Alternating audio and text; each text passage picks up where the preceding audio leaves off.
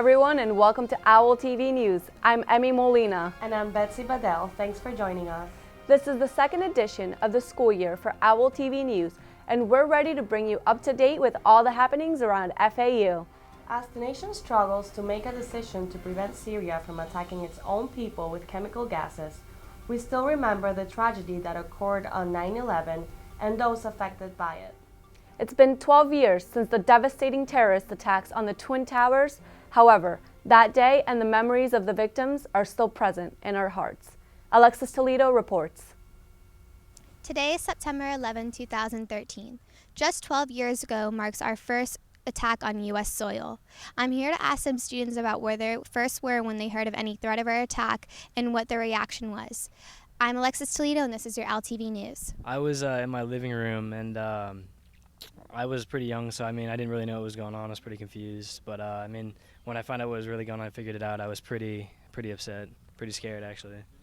So. We really didn't know what was going on. I guess we were all a little scared. They all took us into the side room, and we all had to kneel down and stuff. But we had to evacuate the school later on in the day. So I was in my house. It was actually like 5 in the morning, and my parents turned on the TV, and I heard some noise, and they were like crying, and I was just like, they shut it off. They didn't show it to me, so like I didn't really know about it. But it's kind of horrible how it all happened. My aunt was in a subway, and the subway wouldn't turn on or go or something, so they didn't make it to the World Trade Center that morning. I was first.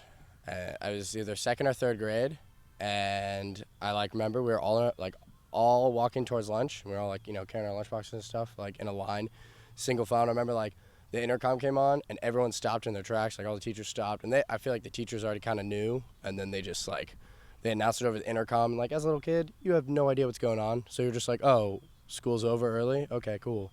And then I go back home, and my whole family's bugging out and freaking out about what's going on, and I'm just still clueless, and it took years afterwards for me to really realize the impact of what happened then, and so it was crazy. But yeah, it's definitely just clueless kid back then in the day.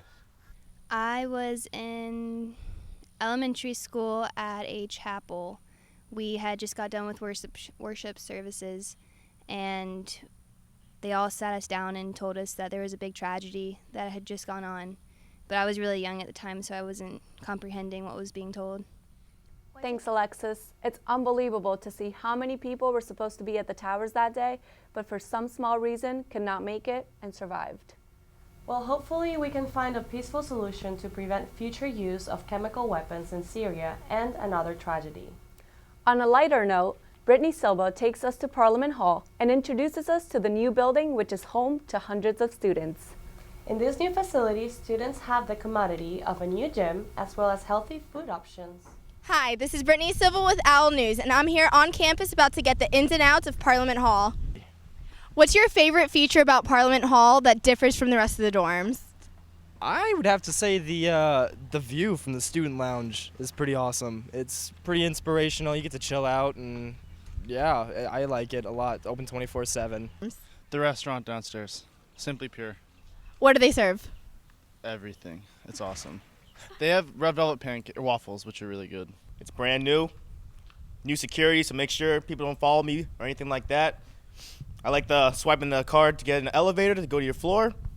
Makes you feel secure, safe. If you could have any feature from Parliament Hall transferred over to your dorm, what would it be and why? Honestly, I really like the 24-hour gym at Parliament. I think it'd be cool just to walk downstairs and have your own gym. If I could have anything in GPT, it would probably be something for food, froyos or anything. And just because I get really hungry late at night, and so it'd be nice just to walk down and get something to eat. How is your behavior different knowing that there's professors living in the dorms? I didn't even know there were professors living in the dorm, so I guess I won't be as rowdy. Aside from your room, where do you spend the most time and why? I actually spend a lot of time in the student lounge. I perform at the tables, so it's always a free show. So if you ever stop by 6th floor Parliament, sometimes I'll be there, sometimes I won't. Hasn't really changed. I've been the same, I don't want to change just because we're some professors. I stay by myself, know myself, and I'm gonna be myself. FAU has new members in the Board of Trustees who have been appointed by Governor Rick Scott. Daniel Kane and Mary Beth McDonald We'll be working closely with interim president Dennis Crudell to make cost-effective decisions that will benefit FAU and the quality of education that is provided at the university. And looks like FAU is continuing to make headlines, only this time it's in a positive manner. Professor Fred Figes from the Communications Department here at FAU just earned the ROTF Ahrens Award for contributing to further de-education and research on the issues that surround the LGBT community. Yeah, back in the late 1980s, when I came here to FAU to teach in the Communications Department, one of the areas of research that I was doing was in LGBT studies and the media. At that time, there wasn't very much research or scholarship done, and the presence of lesbian and gays on television and in the media in general was still very low. Nonetheless, I began to teach classes in this area, and in the early 1990s, I and a graduate student decided to take together all the stuff that was written about LGBT people and the media, put it together in an article, and sort of give a review of the literature. So we did, and we published that article in the Journal of Critical Studies in Mass Communication, and the article itself won a number of awards because it was really the first significant statement about the presence of LGBT people in the media. After that article, I continued on to doing research about lesbian and gays in the media. I did about lesbian and gays in advertising, lesbian and gays in pornography. I did a book on the 1977 Anita Bryant campaign in Miami, which was a very significant event in the history of the LGBT community. And in this last year, I was awarded the Roy Ahrens Award by the Association for Education and Mass Communication and Journalism, which was more or less recognizes not only just the first article, but the whole body of research that I was doing. His major contribution, the essay, Invisibility, Homophobia, and Heterosexism, Lesbians, Gays, and the Media, was published 20 years ago and has opened the door to connect the major fields of sexuality studies as well as communication. Don't go anywhere. We still have much more to come your way on OWL TV News. And when we come back, the College of Arts and Letters will be holding a Cuban Film Festival. Also, find out who will be starting as a quarterback for the Owls.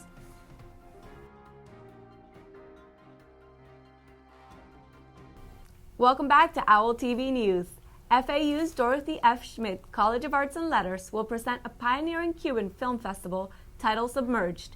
This is featuring the films produced in Cuba during the past decade. The festival is free and will be open to the public from Friday, September 27 until Sunday, September 29 in Theater Room 101. For more information, you can visit www.fau.edu/Cuban Film Festival.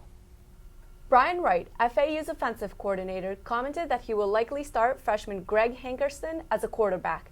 He has yet to comment on who will be starting as a quarterback in Saturday's game against South Florida.